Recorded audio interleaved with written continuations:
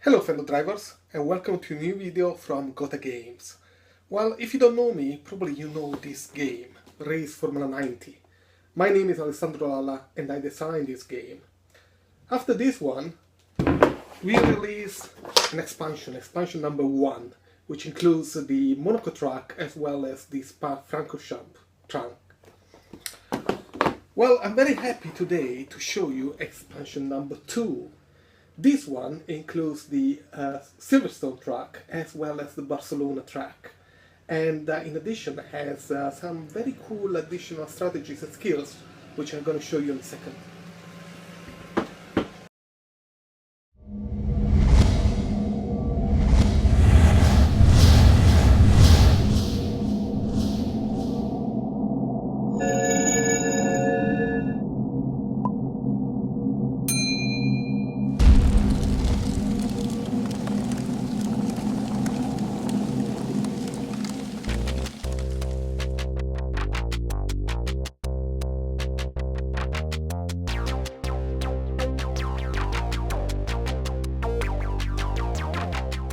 Expansion number 2 was designed by Giuseppe Rossini and myself. This actually is not a sample, this is the finished product, and I got it directly from the assembly line at the factory. As we speak, the assembly has been completed and the product is going to be shipped to our warehouse. So for all those who pre-ordered the game, well, you're going to be pretty much ensured that we're going to ship at the end of the month. This is the Barcelona track. As you can see, it's a very sunny place, chances of raining are pretty small, and the pit stop time is 7 sections minus 7 sections when you pit. So it's not particularly trouble for drivers in this respect, but the first thing you notice on this track is that there are many trajectory points, really many of them, which means that robocars are particularly fast on this track. You want to keep a very good eye on them. The other thing, if we follow the track from the starting line, is there is a long straight and then a braking section and the half corner section with a +2 to overtaking. So if you are trying to pass a car, probably you want to do that in this braking point or the next corner section, because after that is a series of 3 corners with a -4. So you don't want to be stuck here. After that, you have a number of straights, braking sections and corners, so it's very tortuous kind of circuit.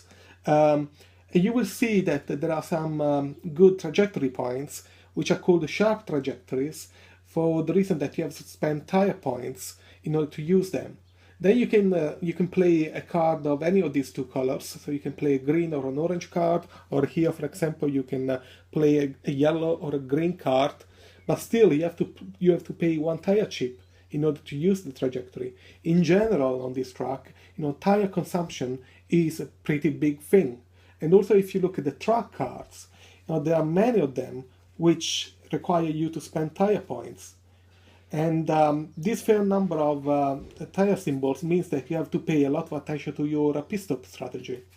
And welcome to Silverstone.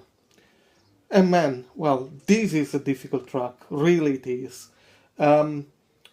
Broadly, you can look at this in 3 different parts. Now, the first part is these long straights from the starting line, these long straights until corner 3, and there is only this part which is the Maggots Chapel's series of corners, but there are 1, 2, and 3 sharp trajectories here. So this will give you a big boost, and because of these long straights, this is a good overtaking opportunity. The second part of the track is the overtaking area. So usually the corner 4 is the best point to overtaking because it's a +2. There's probably no other part on this track that actually you're going to get this bonus. And also there's a late braking point here and a late braking point here. So this is a good chance of overtaking someone in front of you. But after that, this is the big fun of the track. There are a number of sections, braking sections with no late braking point, and some corners actually it's almost impossible to pass. In order to overcome someone in this area, you really want to make use of these track cards, especially here for corner 6 and 7. You want to get your hand on one of these. Let me see if I can find it. This is at the left field. A double of your contest value at this corner is the only way you can actually probably beat someone on this -7 if it's in front of you. Or also here at the Priory, it's another one. Actually, you want to get one of these pair 2 symbols. And the fact that we are in England, of course, the weather is very uncertain. You can see here this table is just a big mess. It's very difficult to predict weather. I want to say something about that because I saw some people criticizing the fact that in the game the weather is managed not by some kind of random element that players have to predict, but is managed through an interactive system. The reason for that is because really when you play a card with a weather symbol, it really means that your strategist in your team is able to understand what's going to happen, not really that actually you are making an impact on weather. But what really implies in terms of the game that actually weather is not a random factor. You can build a strategy around that. If you have a number of cards with a weather symbol, you can try to wait until your opponents make a pit stop, and then you can change your weather, make your own pit stop, and put the right tires on, and you're gonna get an advantage out of this strategy. So I saw some variants, but I really think that the way how weather has been built into this game is very much in line with the approach we have taken of putting the strategy in control of the players and not rely on the randomness, which probably overall in this game accounts for 20%, no more.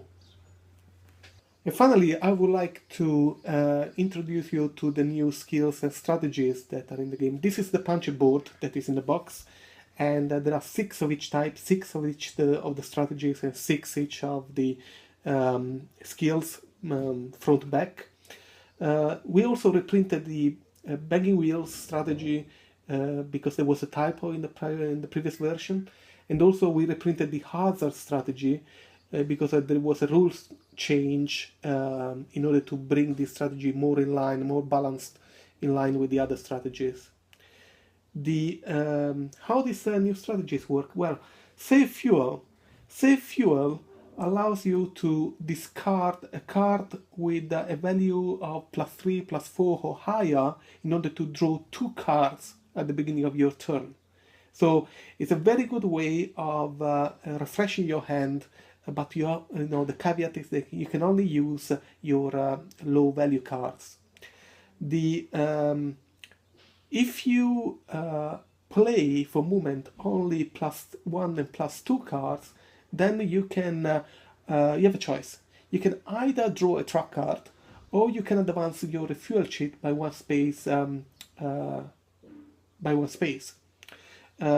So this is a good way actually to delay your pit stop, and of course you can only use +1 and +2 cards, but you can build very quickly a set of track cards and delay your pit stop. So it's a good way of managing your pit stop strategy in a different way.